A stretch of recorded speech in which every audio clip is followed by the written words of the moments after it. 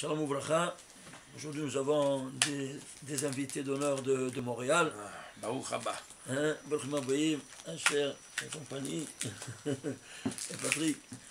Alors, Bezrat Hashem, avant qu'ils ne partent, on va leur faire un livret de Torah sur Parashat Vayera.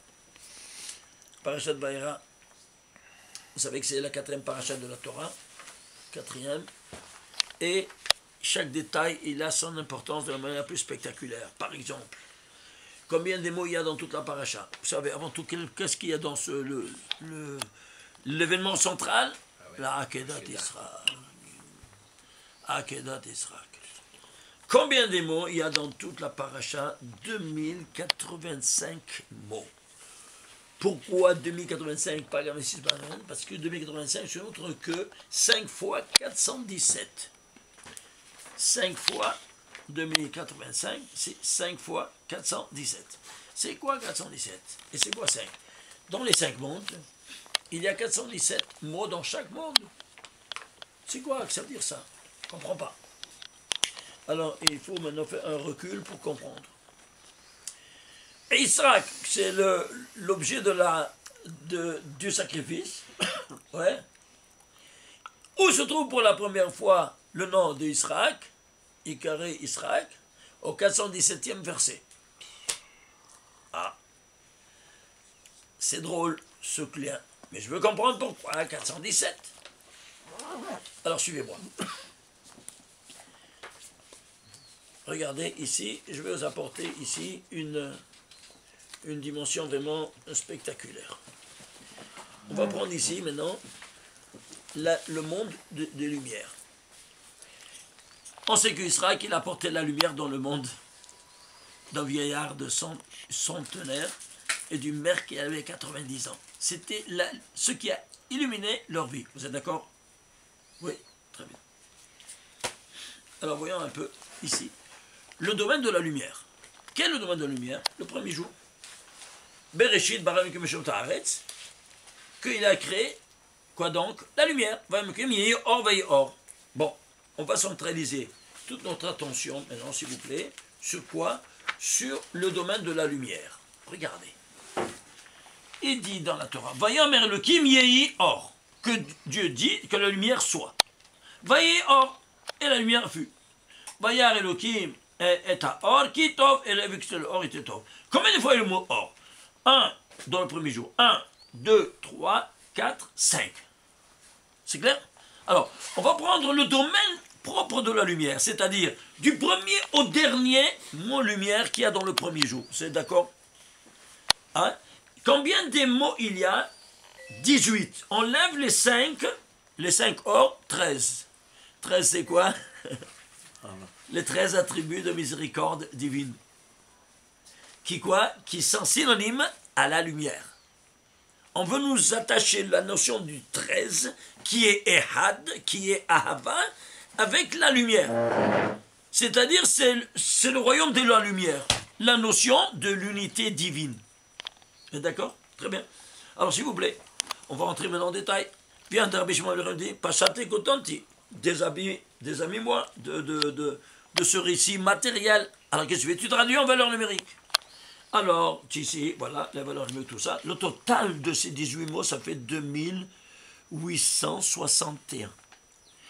C'est quoi 2861? Il en a rien dit, Rabbi Shimon bar Yochai, c'est-à-dire décompose-le, va à la racine.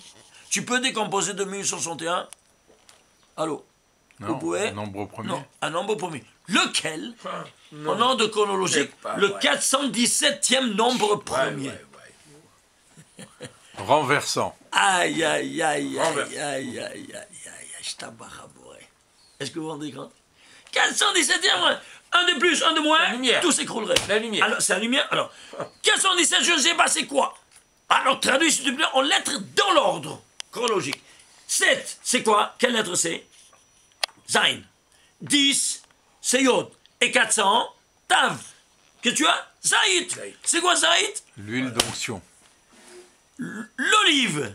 L'olive qui contient son essence, qui est l'huile d'olive, et qui va maintenant illuminer le monde à travers la menorah à travers les Kohanim Gedolim et tous les rois qui ont été oints, jusqu'au dernier oin de cette huile sacrée d'olive qui est le Mashiach. Mashiach, ça vient de Mashiach, oin. De quoi? De cette huile d'olive. D'où elle provient? Elle provient de ce premier jour, de la lumière spirituelle. Vous vous rendez compte? C'est le lien. Tu voyais le bien? Alors, celui qui a apporté la lumière dans la vie d'Abraham et Sarah, il se trouvera dans le 417e verset de la Torah. On ne te dit rien du tout. Casse-toi la tête. Fais-toi l'étude et dévoile un peu ces perles qu'elles sont enfouies dans des récits normaux, n'est-ce pas, bibliques. C'est mignon, hein, tout ce que tu lis. Mais ce n'est que ça. Tipshim minaolam, dit Rabbi Shimon Bar Yochai, ce sont des tipshim, ceux qui restent dans le récit. Tipshim qui restent dans le levouche, ils appellent ça levouche. Le levouche, c'est l'habit.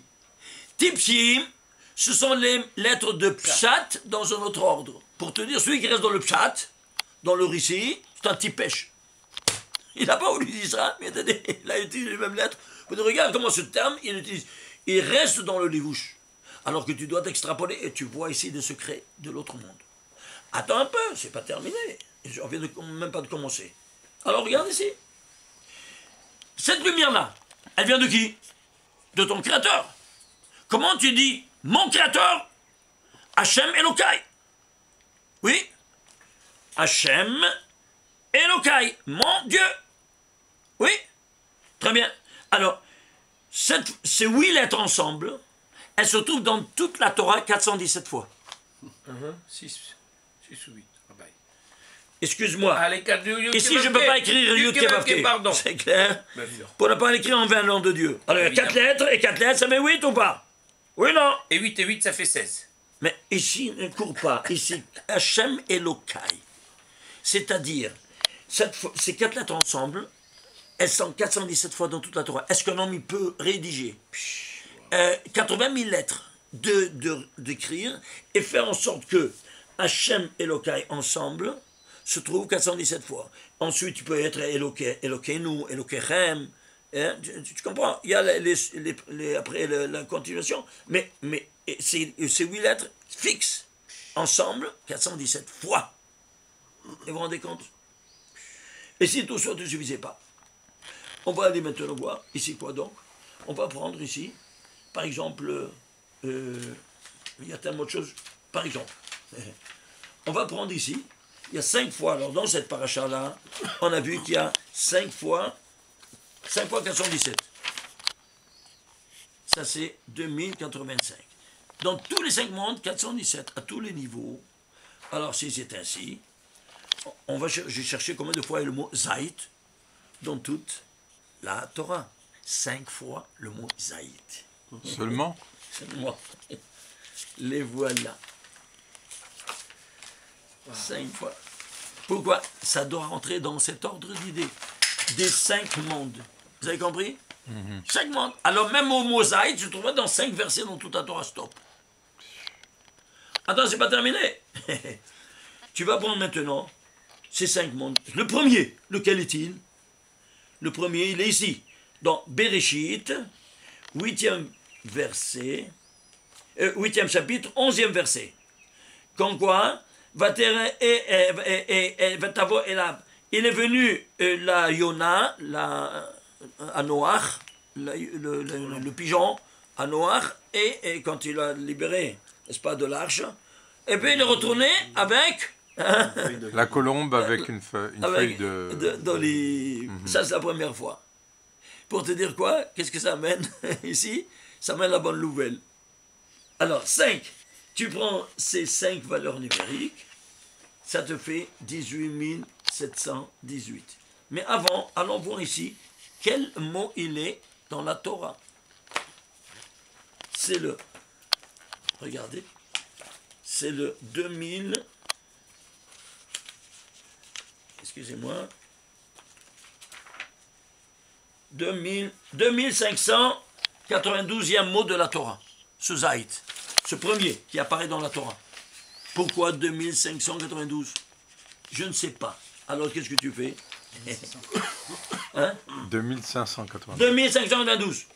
Pourquoi en 1592 il y a mot de la Torah? La première fois qu'après le premier des 5 zaït. Écoutez-moi bien.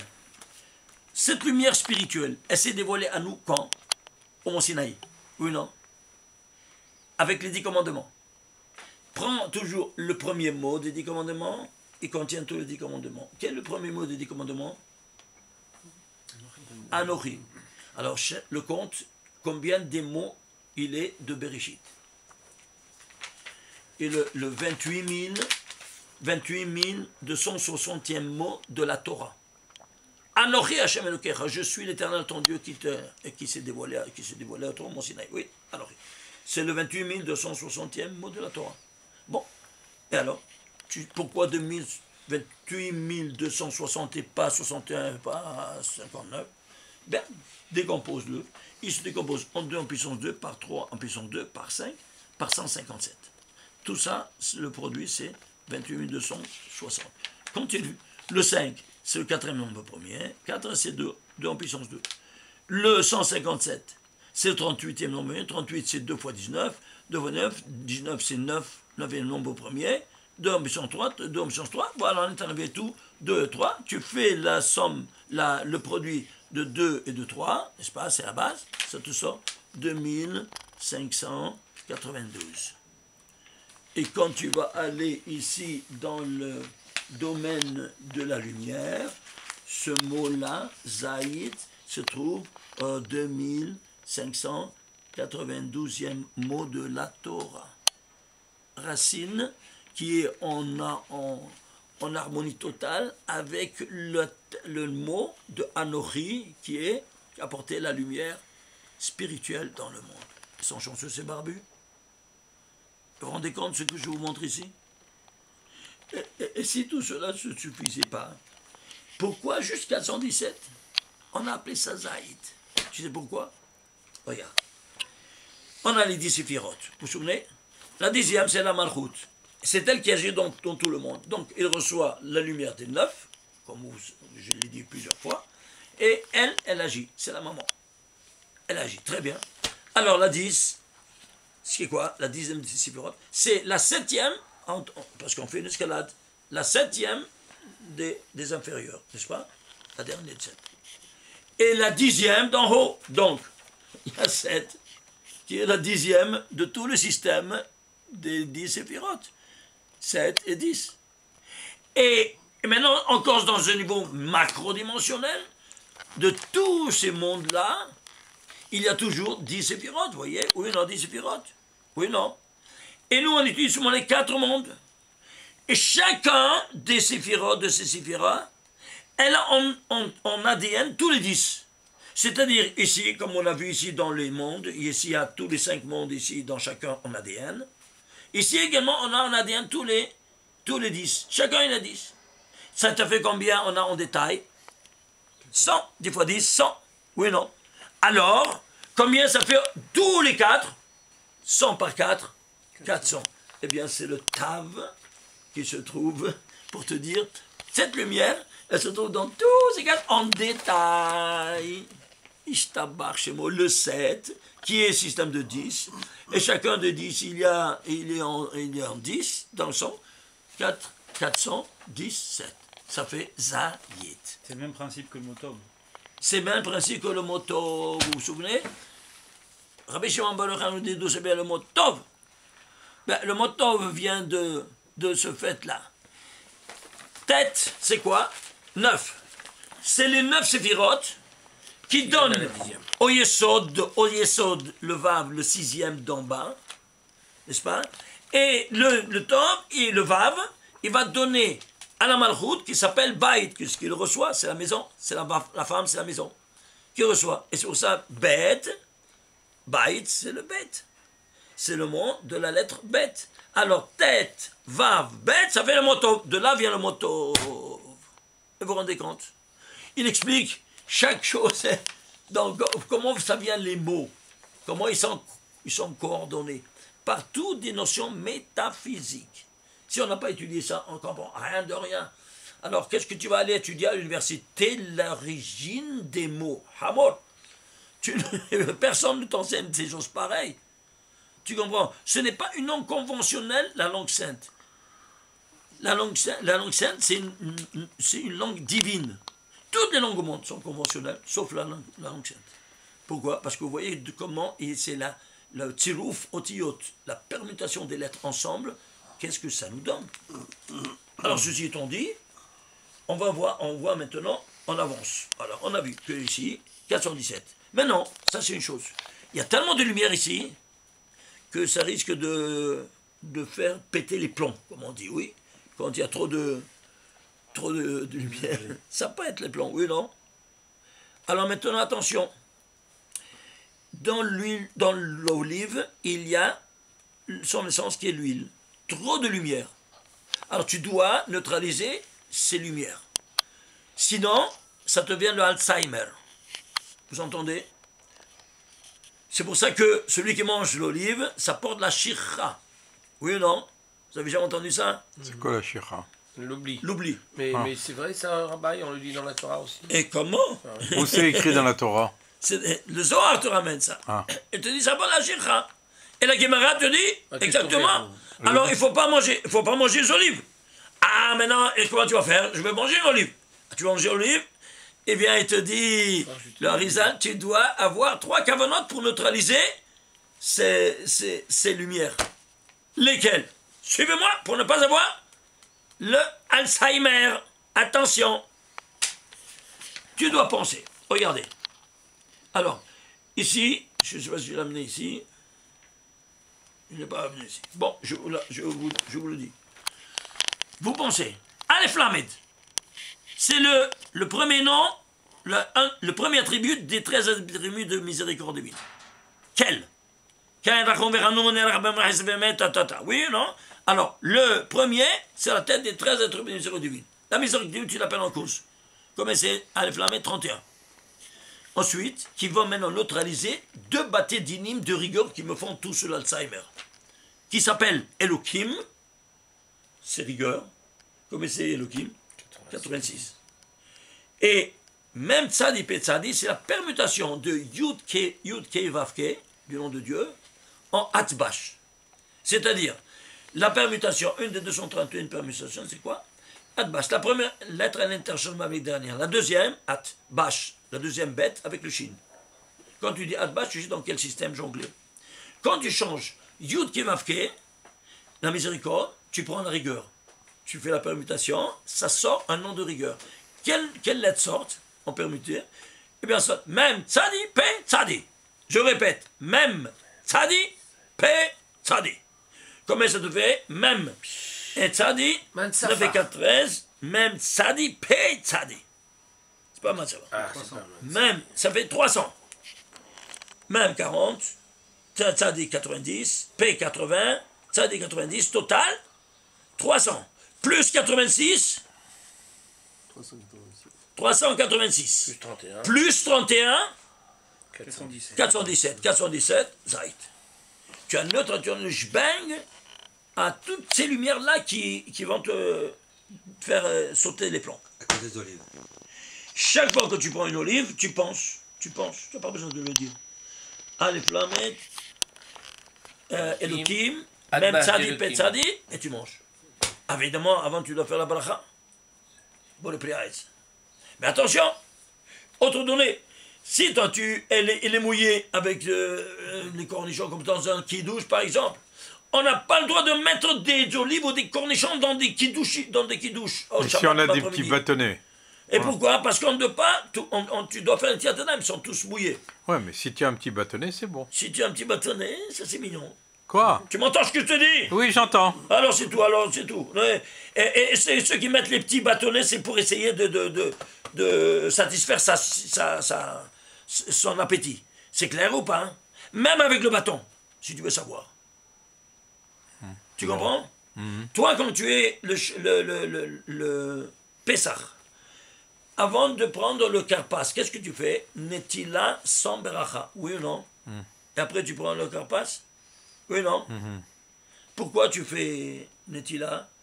Parce que tu as pris le karpas et tu dois le mettre dans de l'eau salée. Oui, non? Alors ça se mouille, c'est mouillé. eh bien tu n'as pas fait une Nitila, tu as de l'impureté dans la main et tu manges l'impureté. Alors ça fait des dégâts énormes dans la santé interne de ton corps. Alors pour ne pas faire ça, pour ne pas voir tous ces dégâts, qu'est-ce qu'on fait? On fait une Nitilat Yadayim, sans beracha, parce que c'est pas du pain. Et alors j'ai enlevé cette impureté corporelle que j'ai sur moi. Alors je peux maintenant prendre un aliment qui est humide. C'est pour cela que toi tu es un bon juif seulement, seulement à Pessah. Tu dois faire ça toute l'année.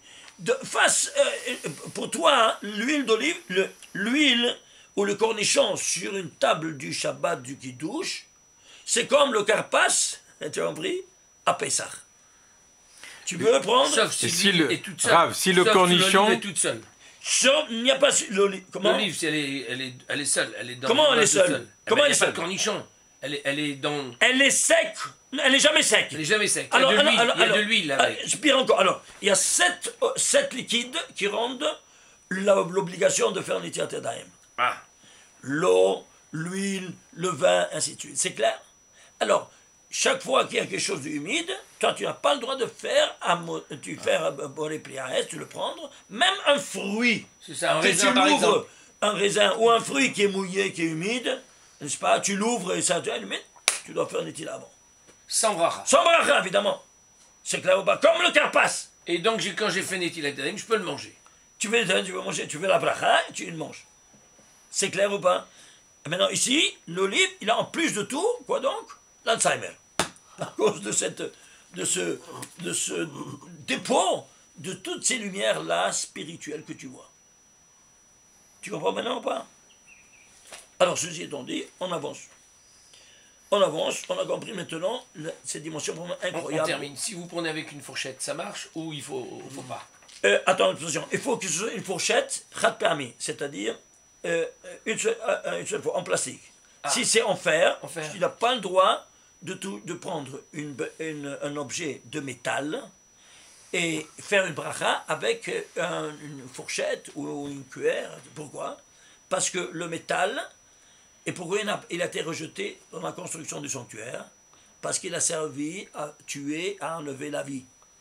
Alors, ce n'est pas donné dans la logique que toi tu tiens un objet qui ont raccourci la vie de la personne avec une bracha qui rallonge la vie. Ça fait un coupe-circuit.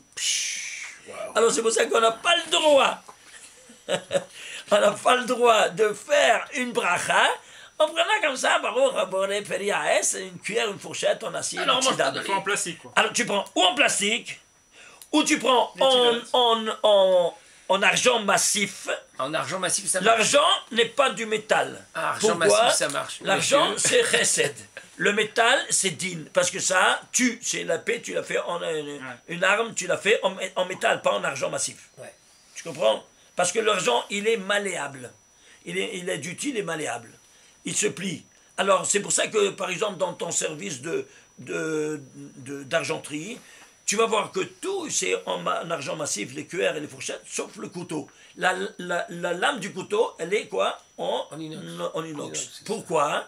Parce que avec la pression, ça se plie et ça se casse. Alors, ils ont fait seulement la lame en inox. Mais tout le reste c'est clair maintenant? Oui.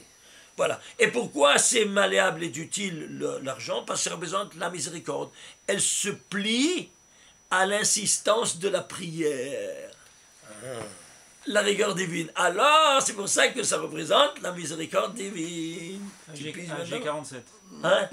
Et si tu veux voir, le poids atomique de AG, de l'argent, c'est 47. C'est quoi?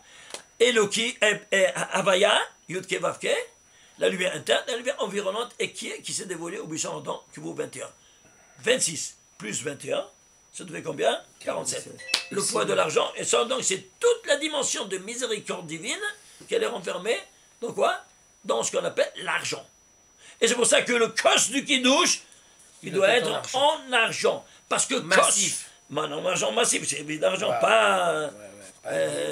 comme certains. électrolysé, un métal. Sinon, tu es électrolysé à la poubelle. Oui, argent massif, c'est bon. C'est là ou pas? Ah, maintenant, toi, tu prends ici l'argent massif. Pourquoi tu dois prendre l'argent massif? Parce que toi, tu tiens en main un kos. Combien ça vaut kos? Kos, c'est 86. 86, c'est Elohim. Ouais. Elohim, c'est rigueur. Alors comment toi tu vas tenir une rigueur et te faire le bracha? Alors tu dois transformer cette rigueur en miséricorde. Comment? Tu le convertis en prenant en argent massif. Alors la rigueur se transforme en miséricorde. Vous avez compris maintenant? Je t'abats chez moi. Vous comprenez ça, comment ça fonctionne? C'est le principe du 26e verset. Le principe du 26e verset, où le 26e Elohim de la Torah se trouve au 26e verset qui crée l'homme. Alors il s'est transformé en miséricorde. Alors il a le 26e verset, et le rigueur se transforme en miséricorde pour créer l'homme du côté de la miséricorde. C'est clair ou pas? Alors c'est pour ça que donc, le kos, il doit être en argent massif quand tu fais la bracha du kiddush. Ça, ceci étant dit, on avance. Écoutez, on doit arriver à la Hakeda, c'est la chose... Allons-y, la Hakeda, Rav. Alors, qu'est-ce qui fait la Hakeda? Alors, suivez-moi. Eh bien, ici, la Hakeda, c'est la preuve d'une abnégation totale de la personne. Comment une abnégation totale de la personne? Eh bien, quand toi, tu fais, par exemple, Kabbalat Malchut Shamayim, tu dois être prêt aux 4 morts. Abnégation totale de ta personne, comme lui, il a fait dans la Hakeda. C'est le centre de toutes les 613 mitzvot. La preuve, quel est le centre mathématique de 1 à 613, c'est 307. Oui, non? C'est 307. La valeur, 306 plus 306, ça fait 612. 307, c'est le centre. Très bien. Alors, le récit de la Hakeda, il se trouve ici. Tu vas prendre le sire de la Hakeda. Il est rédigé en 307 mots. Tu piges? 307 mots. Pour te dire quoi? Abnégation totale de sa personne. Ce qu'il a fait Israël qui vient aussi Abraham. Eh bien, ici, la Hakeda. Alors, il va être méritant de quoi? D'une femme qui s'appelle qui? Rivka. Et donc, elle est dans sa même longueur d'onde. Combien ça vaut Rivka? 307. Alors, tu sais que tu vas prendre la 307e mitzvah de la Torah. Laquelle? De ne pas apporter un korban qui n'est pas intègre, c'est-à-dire entier. Et qu'est-ce qu'il était, Yitzhak Avinu? Il était intègre. Alors tu vois, cette intégrité, c'est le 307. Quand toi, tu prends sur toi l'abnégation totale, tu es intègre total. Et c'est pour ça qu'il illumine toutes les mitzvot de droite à gauche et de gauche à droite, de la même sorte. Et c'est ça qui doit animer toutes les 613 mitzvot. C'est le point central.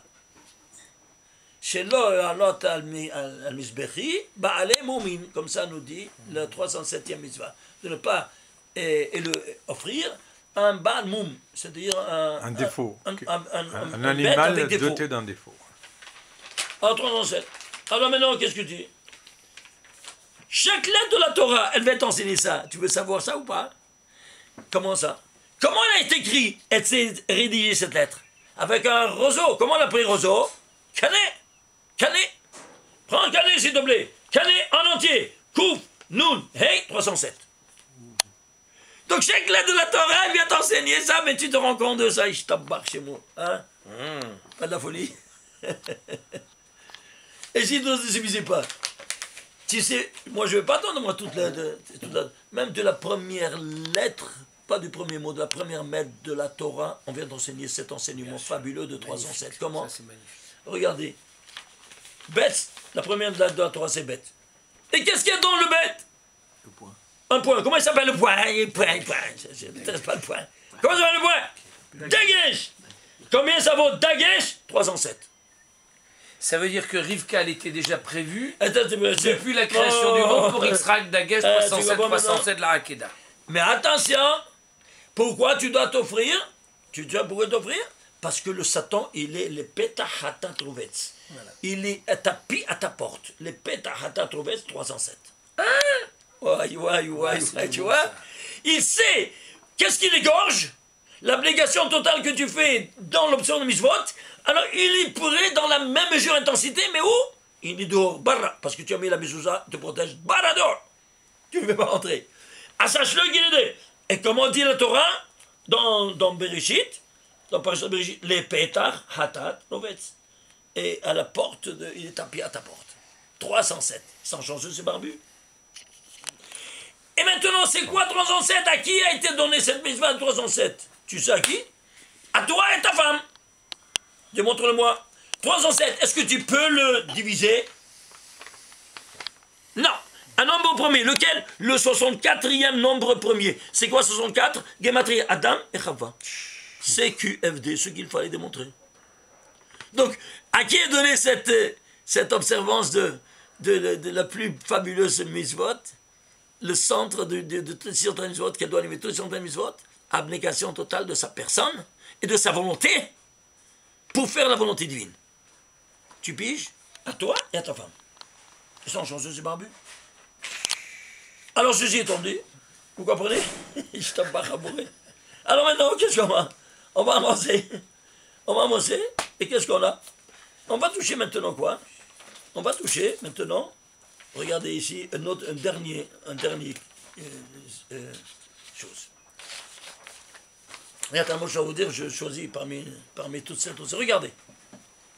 Il y a deux monstres dans la mathématique. Ah. Deux monstres. Seulement? Oui. C'est-à-dire deux monstres, des nombres transcendants, c'est-à-dire infinis. C'est le pi, il est infini. Et la fonction E de croissance mathématique, infinie. Ouais. Vous entendez? Ouais. Ces deux monstres, ils sont infinis, naturellement. C'est-à-dire, il est la notion de limitation. Quoi, c'est le pi? Le pi, pour calculer quoi? Un cercle. Le cercle, c'est quoi? By definition, il te limite une surface géographique. C'est clair? Très bien. Alors, il te dit, c'est limitation. Et le E, je baigne un centrifuge, l'autre centripète. C'est-à-dire, c'est la fonction d'exponentielle sans limite. Alors, ça, c'est le contraire de ça. Voyons combien, ici, l'un à l'autre. Eh bien, l'un par rapport à l'autre, tu divises ça par ça te fait 1,155. C'est-à-dire, 1155, c'est la dimension de quoi? Du rapport entre les deux notions, un limitatif et l'autre explosif. Ok? C'est quoi limitatif? C'est la femme. C'est quoi je viens te limiter. C'est pour ça qu'elle tourne autour du hatan avant de se marier. Et l'homme, moi, je viens te limiter. Et lui, il va de côté. Alors, elle vient le limiter parce que sinon, c'est une catastrophe. Alors, lui, le centre qui va fertiliser toutes ces valeurs que le Créateur lui a données autour de lui. Très bien. Alors, je suis dit. Alors maintenant, qu'est-ce que tu dois faire? Tu dois offrir maintenant une offrande qui soit constante. Ça, c'est deux constantes mathématiques. Il y a aussi une constante maintenant métaphysique. Laquelle? Ola Tamid. C'est quoi Ola Tamid? Le sacrifice perpétuel. C'est-à-dire quotidien. S'il vous plaît. Tu le dis 3 fois par jour, oui? Ola Tamid. Prends le mot Ola Tamid. Mais attention, tu dois prendre Ola en entier parce qu'il doit être intègre. Ain, Lamed, Hei, Tamid, oui, Tab, Mem, Yod, Dalet. Le total, ici, 951 plus 214, ça te fait 1155. C'est le rapport de 1155. Est-ce que tu vois ça? Alors, cette constante de constante, ça aussi c'est une constante comme ça.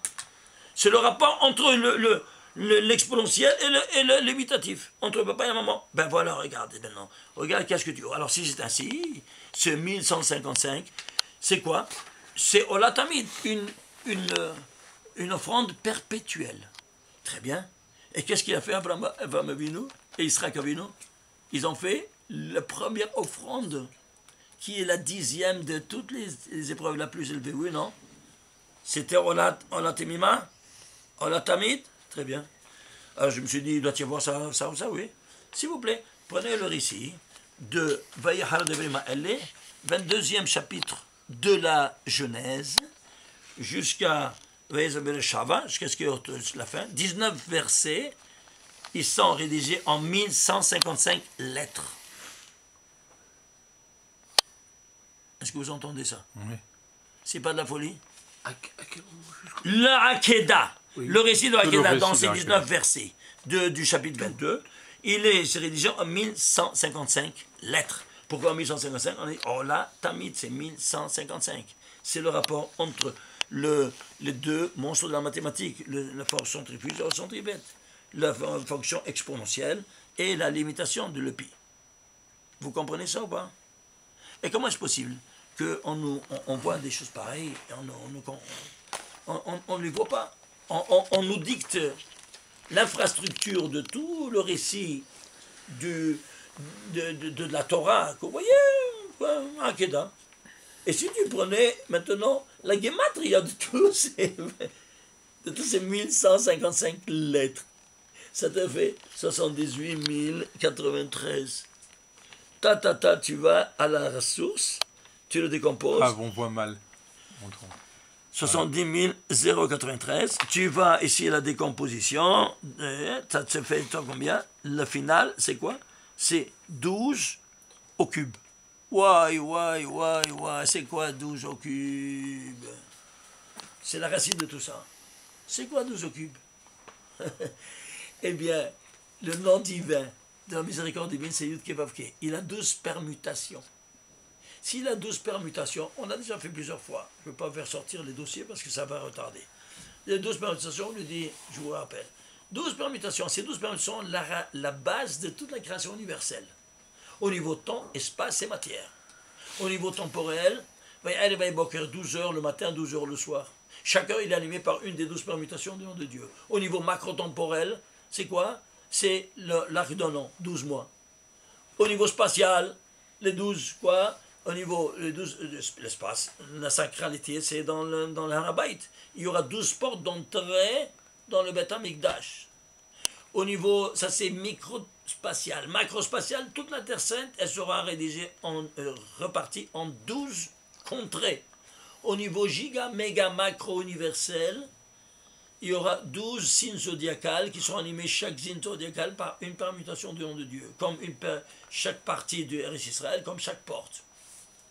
Alors, temps, micro-macro, 12-12. Espace, micro-macro, 12-12. Maintenant, matière, micro-macro.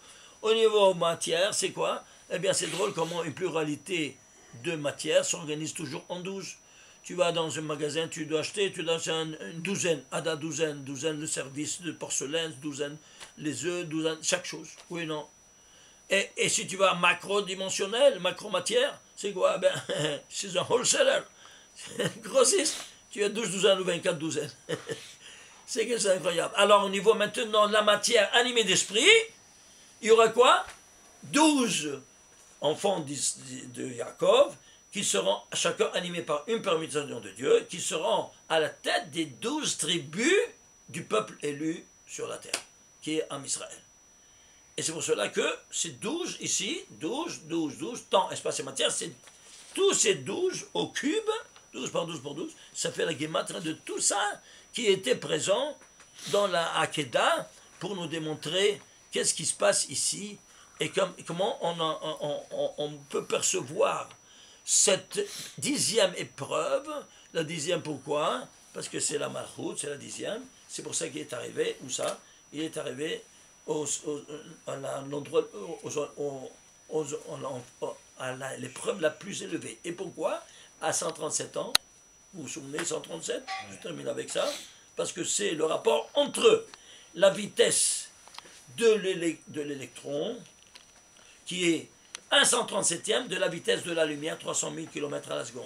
La vitesse de la lumière, c'est le plafond, notre plafond, donc c'est le niveau le plus élevé où il n'y a pas de matière. Quelqu'un qui voit cette vitesse, il est en dehors du temps, de la matière, de l'espace, comme vous savez. Et en bas, c'est la première vitesse la plus proche à celle de la lumière, c'est celle de l'électron de l'hydrogène, qui voyage à une vitesse de 1/137e de la vitesse de la lumière, a été calculée.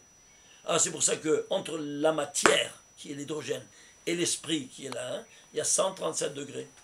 Alors pour arriver d'ici à là, je dois escalader ces 137. Oui ou non? Alors, comment je vais l'escalader? Ben c'est simple. Dieu nous a donné une étude, laquelle, le plus élevé, c'est l'étude de la Kabbalah. Kabbalah qui m'arrive là-haut. Combien c'est Kabbalah? 137. Alors Kabbalah, tu arrives là-haut. Et ceci étant dit, qu'est-ce que tu as? Tu arrives 137. Alors tu prends quoi aussi? Tu prends maintenant au niveau de l'épreuve maximale, c'est qui est la Hakeda. La Hakeda, à quel âge il a fait? Avraham Avinu, 137 ans. Et quand? À Rosh Hashanah, à la première lueur de la 137e année, Vayeshkem Avraham Baboke, Vayahabosh et Chamoro, vechule. Alors vous voyez, qu'est-ce que c'est ce 137? Donc c'est quelque chose de vraiment spectaculaire. Comment? Tu vois ici, toutes ces dimensions-là, elle est structurée de cette sorte-là. Il y a ici d'autres choses que vous voulez me dire, hein? Ah, une dernière chose, oui. Quoi donc? Donc toute la paracha de Vaïra, il y a, imaginez-vous ça, le nom de Dieu, 26, 66 fois. Pourquoi 66 fois? Parce que c'est l'escalade de tous ces 4 mondes-là. Tous ces 4 mondes métaphysiques, hein, ils ont tous ces 4 mondes. Ici, il y a le Ophana Kodesh, il s'appelle ici Sandal. Ici, les Hayat Kodesh, le ministre, il s'appelle Matat. Et ici, les Séraphins, il s'appelle Akat. Si vous faites la guématre de tous ces 3 chefs de ministres, parce que Michael, il est à leur tête, c'est le premier ministre, alors ça fait 1256. 1256, c'est quoi? C'est la guématre de Shishim Veshet, c'est 1256. Alors, c'est l'escalade de tous ces 4 mondes-là en 26. Le nombre de 26, tu trouves 66 fois, mais tu te rends compte de ça? Et c'est pour ça qu'ils vont descendre, parce que maintenant, en Israël, on se trouve ici. En Galoute, tu descends tout ça. Alors, ils sont descendus en Égypte, et combien ils étaient? 66 âmes. Je t'en parle chez moi. Comme ça, pourquoi 66 âmes? Pourquoi? Parce qu'il y avait Yosef là-bas avec ses enfants. Oui, mais pourquoi il a fait ça? Mais parce que ici, c'est une descente. Alors, c'est la descente, elle doit être en 1256, qui est Shishim Veshesh. Mais vous vous rendez compte? Ici, ça n'a pas de fin. On ne peut pas s'imaginer jusqu'où ça va, ces beautés-là. Vous avez d'autres questions? Non. Alors, voilà. Tania, bon. Rav, Oui. il a été... il est mort, Israq? Ou bien c'est la chèvre? Alors, suivez-moi. Hein? Abraham Avinu, il a égorgé. Alors, qu'est-ce qu'il dit? Altaslo meuma. Arrête-toi! Parce qu'il devait lui enlever la peau avant de le mettre sur le feu. Comme ça, on fait avec les sacrifices. Halte là! Ça, tu as passé ton épreuve. Et comment on sait ça? Mon maître me dit, qu'est-ce qu'il dit le dernier verset? Et il est retourné à Abraham à Beershava. Et où il est Israq? Il est retourné seul! Tu vois la preuve? Tu veux une deuxième preuve? C'est marqué chez Nehemi Yardav. Non! Les Yardav avant, pas ici, ici. Montre-moi où c'est écrit Yardav. Yardav, c'est avant. Il a dit, papa, où il est le chose? Excusez-moi. Et Yardav avec Ismaël. Avec les autres. Avec les autres, il n'était pas seul. Tu comprends? Alors voilà, donc, tu veux une autre preuve? Quand il est venu à Jacob pour demander une bracha, hein? Alors il dit, le père, ouah, j'entends, je sens, tu as l'odeur du Gan comme du Gan Eden. Comment il reconnaît du Gan Eden? Parce qu'il était au Gan Eden là-bas pendant 3 ans. Comment il reconnaît? Quand Israq arrive, on lui dit je sens l'odeur. Non, Jacob il a pris la place de Esa pour venir prendre le kidnappé la bracha. Oui, non? Oui. Alors, je sens mon fils que tu as sur toi l'odeur du Gan Eden. Oui. D'où il reconnaît du Gan Eden? Comme ça, il a ajouté une phrase comme ça qui te dévoile qu'il était au Gan Eden pendant 3 ans. Il était en... 3 ans. Oui, 3 ans. Et après? Après, il est retourné ici. Il l'a ramené ici. Il a ramené qui? Akadosh Baruch Hu l'a ramené. C'est son père. Ah, d'accord. Mais entre-temps... Entre-temps, il a pris, il a dit t'en fais pas. Sarah il est avec nous. Ah, entre-temps, Sarah, elle est morte. Qu'est-ce qui s'est passé? Voilà. Alors dit les Pashtanim, disent, elle a vu il est venu Satan, qui lui a dit, regarde ton fils, il a été sacrifié. Alors, de crise cardiaque, elle est morte de douleur. Hamor. Tout le contraire de ce que ces personnes disent. Ce n'est pas les Pashtanim qui disent ça, ce sont des personnes qui ont... Alors tu savais pas ça? Ouais. Alors Alors c'est quoi? Eh bien, écoutez-moi bien. On t'écoute, Rav. Quand il a... Oui. Termine, Rav, s'il te plaît. Oui. Bon. Allez. Devons parler maintenant, excuse-moi. Sarah. Elle n'est pas morte avec... Elle est venue le Satan. Oui. Il lui a dit, regarde, ton fils, il n'a pas été méritant de monter sur le Misbéach. Il a été remplacé par une bête. Ouais. Ah, quoi? Oui, il n'est pas intéressé. Elle a entendu ça. Quoi? J'ai passé 90 ans de ma vie pour émettre au monde un enfant qui est imparfait, de souffrance. De fureur, elle est... De souffrance, elle est morte de douleur. Parce qu'il est venu Satan et il lui a dit, tu vois, ton fils n'était pas à la hauteur d'être un sens. Et tellement elle a souffert qu'elle a eu une crise cardiaque, elle est morte. Est-ce que vous comprenez ça? Et tout le contraire de ce que disent, elle a eu une souffrance parce qu'elle a eu peur, ça n'a rien à voir. C'est tout le contraire. Quoi, j'ai fait une faillite totale de ma vie. L'unique enfant que j'ai mis au monde, et il n'était pas à la hauteur d'être sacrifié à Dieu. Alors, elle a quitté ce monde, je n'ai plus ma place dans ce monde-ci. Amen. Amen. Amen. Shabbat, shalom. Magnifique. Ça nous fait